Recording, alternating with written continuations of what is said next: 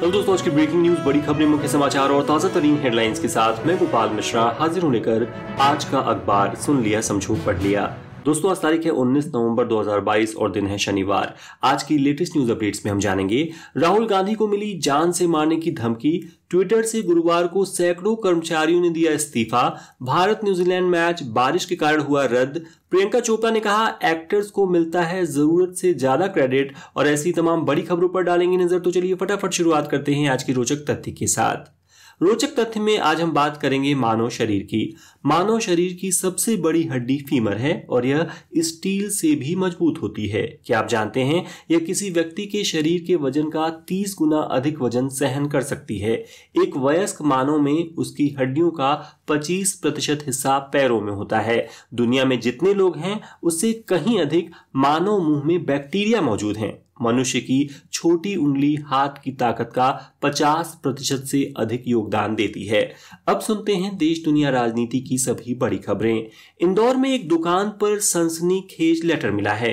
इसमें कांग्रेस नेता राहुल गांधी की खालसा कॉलेज में होने वाली सभा पर हमले की धमकी दी गई है। इसी के साथ पूरे इंदौर को बम से दहला देने की धमकी भी मिली है। लिफाफे पर लेटर भेजने वाले की जगह रतलाम के भाजपा विधायक चेतन कश्यप का नाम लिखा है। इस मामले में पुलिस सीसीटीवी फुटेज के आधार पर जांच में जुटी है। एडिशनल डीसीपी प्रशांत चौबे का कहना है कि धमकी देने वाले अज्ञात आरोपी की तलाश की जा रही है। बता दें, राहुल गांधी की भारत जोड़ो यात्रा 23 नवंबर को एमपी में प्रवेश कर रही है। उनकी 28 नवंबर को इंदौर में सभा होगी। दोस्तों, आज का अखबार को अधिक से अधिक लोगों तक पहुंचाने में कृपया मेरी मदद करें और इस पॉडकास्ट को अपने व्हाट्सएप ग्रुप्स व अन्य सोशल मीडिया प्लेटफॉर्म्स पर जरूर शेयर करें। साथ ही यदि आपने अभी तक इस चैनल को सब्सक्राइब नहीं किया है तो फौरन सब्सक्राइब कर बेल आइकन पर टैप कर दें। तो चलिए बढ़ते हैं अगली खबर की तरफ। प्रधानमंत्री नरेंद्र मोदी ने शुक्रवार को दिल्ली में टेरर फंडिंग रोकने के लिए no money for terror NMFT conference में हिस्सा लिया। कार्यक्रम का उद्घाटन ताज होटल में हुआ। इस मौके पर केंद्रीय गृह मंत्री अमित शाह भी मौजूद रहे। 75 देशों के प्रतिनिधियों ने भी कार्यक्रम में भाग लिया। मोदी ने कार्यक्रम को संबोधित करते हुए कहा कि आतंकवाद को खत्म करने के लिए एक व्यापक सक्रिय प्रतिक्रिया की जरूरत है। अगर हम चाहते हैं कि हमारे नागरिक सुरक्षित रहें तो हम आतंक के घर में घुसने तक इंतजार नहीं कर सकते। इसके लिए कदम उठाने होंगे। दिल्ली की केजरीवाल सरकार और उपराज्यपाल के बीच टकराव एक बार फिर सामने आ रहा है। LG वीके सक्सेना ने आम आदमी पार्टी सरकार के थिंक टैंक माने जाने वाले dialogue and development commission of Delhi DDCD के वाइस चेयरपर्सन जैस्मीन शाह को बर्खास्त कर दिया है। शाह पर आरोप था कि वे सरकारी ऑफिस का इस्तेमाल राजनीतिक मकसद के लिए कर रहे थे। Chief justice of India CJI DY Chandrachud ने शुक्रवार को फुल कोर्ट मीटिंग में लिए गए बड़े फैसले को सबसे साझा किया। उन्होंने घोषणा की कि सुप्रीम कोर्ट की हर बेंच रोज 10 जमानत याचिकाओं और 10 ट्रांसफर याचिकाओं पर सुनवाई करेगी। CJI चंद्रचूड़ ने बताया कि सुप्रीम कोर्ट में ट्रांसफर पिटीशन के 13,000 मामले पेंडिंग हैं। श्रद्धा मर्डर केस में एक तस्वीर सामने आई है। फोटो में श्रद्धा के चेहरे पर चोटों के निशान नजर आ रहे हैं। रिपोर्ट के मुताबिक ये फोटो श्रद्धा के एक दोस्त ने शेयर की है। उसने दावा किया कि 2 साल पहले दिसंबर 2020 में आफ्ताब ने श्रद्धा को बेरहमी से पीटा था। उसके बाद श्रद्धा को ये चोटें आई थीं।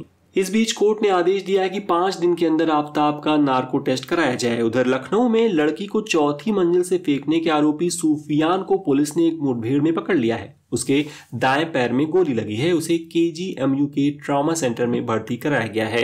वीर सावरकर को अंग्रेजों का सर्वेंट बताने वाले राहुल गांधी के बयान के बाद महाराष्ट्र के डिप्टी CM देवेंद्र फडणवीस ने 2 चिट्ठियां सोशल मीडिया पर पोस्ट की हैं। दावा किया है कि ये चिट्ठियां महात्मा गांधी ने अंग्रेज अफसरों को लिखी थी, जिसके अंत में your royal highness faithful servant लिखा है। सपा नेता आजम खान को निर्वाचन आयोग से बड़ा झटका लगा है। चुनाव आयोग ने आजम खान से वोट का अधिकार समाप्त कर दिया है। उनका नाम वोटर लिस्ट से हट गया है। जम्मू कश्मीर के पूर्व मुख्यमंत्री डॉक्टर फारूक अब्दुल्ला ने अपनी पार्टी नेशनल कॉन्फ्रेंस के अध्यक्ष पद से इस्तीफा दे दिया है। पार्टी सूत्रों ने दावा किया है कि सर्वसम्मति से उमर अब्दुल्ला को अध्यक्ष बना दिया जाएगा। पंजाब के जिला लुधियाना में सेक्स रैकेट धड़ल्ले से चल रहे हैं, जिसका खुलासा मीडिया रिपोर्ट में किया गया है। हैरानी की बात है कि इस धंधे में पुलिस और वन विभाग के कर्मचारी भी शामिल बताए गए हैं। ये कारोबार सिर्फ जंगल में ही नहीं बल्कि ट्रकों में भी चल रहा है। झारखंड के धनबाद में खदान धंस गई। अवैध खनन के दौरान हादसा हुआ, लगभग 25 से 30 लोगों के दबे होने की आशंका है। यूपी के संत कबीर नगर में खुद को जिंदा साबित करने कचहरी पहुंचे 70 साल के बुजुर्ग ने सरकारी अफसरों के सामने ही दम तोड़ दिया। खेलई नाम के ये बुजुर्ग पिछले 6 साल से कागजों में दर्ज अपनी मौत के खिलाफ लड़ाई लड़ रहे थे। हैदराबाद के कस्तूरबा सरकारी कॉलेज की एक प्रयोगशाला में कथित रासायनिक गैस के रिसाव के बाद 25 छात्रों की तबीयत बिगड़ गई। सभी घायलों को हॉस्पिटल में एडमिट किया गया है। भारत ने गुरुवार को पाकिस्तान को संयुक्त राष्ट्र में बार बार जम्मू कश्मीर का मुद्दा उठाने को लेकर फटकार लगाई। यूएन में भारत के अस्थायी मिशन के काउंसलर प्रतीक माथुर ने कहा कि जम्मू कश्मीर भारत का अटूट हिस्सा है। उत्तराखंड के चमोली में शुक्रवार दोपहर 3:30 बजे एक एसयूवी करीब 700 मीटर गहराई में गिर गई। हादसे में 12 लोगों की मौत हो गई, जबकि 4 लोग घायल हुए हैं। कुछ लोग एसयूवी की छत पर भी बैठे हुए थे। अमेरिकी संसद की स्पीकर नैन्सी पेलोसी ने डेमोक्रेटिक पार्टी की लीडरशिप से हटने की घोषणा की है। उनकी घोषणा रिपब्लिकन पार्टी की हाउस ऑफ रिप्रेजेंटेटिव में जीत के बाद सामने आई है। पेलोसी ने कहा, मैं डेमोक्रेटिक पार्टी के युवा नेताओं को मौका देना चाहती हूं। भारतीय सैटेलाइट्स पर नजर रखने के लिए चीन अब पाकिस्तान को अपना सबसे ताकतवर और एडवांस रडार SLC-18 देने जा रहा है। इन रडार को चीन की सरकारी company China electronics technology group corporation यानी CETC ने बनाया है। गाजा पट्टी पर गुरुवार देर रात रिफ्यूजी कैंप में आग लग गई। हादसे में 21 लोगों की मौत हो गई। मृतकों में 10 बच्चे भी हैं। नॉर्थ कोरिया ने शुक्रवार को inter continental ballistic missile ICBM का टेस्ट किया। ये मिसाइल जापान की समुद्री सीमा में जाकर गिरी। जापान के प्रधानमंत्री फूमियो किशिडा ने कहा कि यह मिसाइल पश्चिमी जापान के आइलैंड ओशिमा के 210 किलोमीटर की दूरी पर गिरी है। इंडोनेशिया के पश्चिम इलाके में भूकंप आया है। रिक्टर पैमाने पर इसकी तीव्रता 6.9 मापी गई। नुकसान की जानकारी सामने नहीं आई है। अब सुनते हैं बिजनेस वर्ल्ड की लेटेस्ट न्यूज। ट्विटर से गुरुवार को सैकड़ों कर्मचारियों ने एक साथ इस्तीफा दे दिया। इस्तीफे ट्विटर के नए बॉस इलोन मस्क के उस फरमान के बाद आए हैं जिसमें उन्होंने चेतावनी दी थी कि ज्यादा देर तक काम के लिए तैयार रहो या कंपनी छोड़ दो। इन इस्तीफों के बाद सोशल मीडिया पर ट्विटर के सैन फ्रांसिस्को हेडक्वार्टर के वीडियो वायरल होने लगे हैं। ऑफिस के इलेक्ट्रॉनिक बिलबोर्ड पर इलोन मस्क को तानाशाह, परजीवी, पागल और अहंकारी बताया गया है। भारत का पहला प्राइवेट रॉकेट विक्रम S कल श्रीहरिकोटा में सतीश धवन स्पेस सेंटर से सुबह 11:30 बजे लॉन्च किया गया। सिंगल स्टेज वाले इस रॉकेट को Indian startup Skyroot aerospace ने बनाया है। एक तरह का डेमोन्स्ट्रेशन मिशन था। रॉकेट ने 5 मिनट से भी कम फ्लाइट टाइम में लगभग 90 किलोमीटर की पीक एल्टीट्यूड को अचीव किया, फिर समुद्र में स्प्लैश डाउन हो गया। ई कॉमर्स कंपनी अमेजन के CEO एंडी जेसी ने खुलासा किया है कि कंपनी 2023 तक कर्मचारियों को निकालना जारी रखेगी। अमेजन ने छंटनी की प्रोसेस इस हफ्ते की शुरुआत में शुरू की थी। तब कंपनी ने अनाउंसमेंट की थी कि वे डिवाइसेस और बुक्स बिजनेस से कर्मचारियों को निकाल रहे हैं। अब सुनते हैं खेल जगत के मुख्य समाचार। भारत और न्यूजीलैंड के बीच पहला T20 मैच बारिश की वजह से रद्द हो गया। ऑस्ट्रेलिया में T20 वर्ल्ड कप के बाद भारतीय टीम पहला मुकाबला खेलने उतरी थी। दोनों टीमों के खिलाड़ी ड्रेसिंग रूम में फुटबॉल खेलकर टाइम पास करते नजर आए। अब दूसरा T20 मैच 20 नवंबर को खेला जाएगा। पाकिस्तान के पूर्व ऑलराउंडर खिलाड़ी शाहिद अफरीदी ने बाबर आजम को T20 फॉर्मेट की कप्तानी छोड़ने की सलाह दी है। अफरीदी के मुताबिक बाबर को अपनी बल्लेबाजी पर फोकस करना चाहिए और T20 फॉर्मेट में कप्तानी छोड़ देनी चाहिए। कल 20 नवंबर को कतर में फीफा वर्ल्ड कप शुरू हो रहा है। इस फुटबॉल महाकुंभ से ठीक पहले सेनेगल की टीम को बड़ा झटका लगा है। टीम के कप्तान और स्टार फॉरवर्ड सादियो माने चोट के कारण पूरे टूर्नामेंट से बाहर हो गए हैं। Poland football team FIFA world cup के लिए गुरुवार को कतर पहुंच गई। हैरानी की बात है कि पोलैंड की टीम को अपने हवाई क्षेत्र में लड़ाकू विमान F-16 ने एस्कॉर्ट किया। ऐसा रूस यूक्रेन के जारी युद्ध की वजह से किया गया। ओलंपिक में देश का प्रतिनिधित्व कर चुकी table tennis star Manika Batra एशियाई टेबल टेनिस के सेमीफाइनल में पहुंचने वाली पहली भारतीय बन गई हैं। उन्होंने शुक्रवार को बैंकॉक में खेले जा रहे इस चैंपियनशिप के क्वार्टर फाइनल में चीनी ताइपे की चेन सुयू को 4-3 से हरा दिया।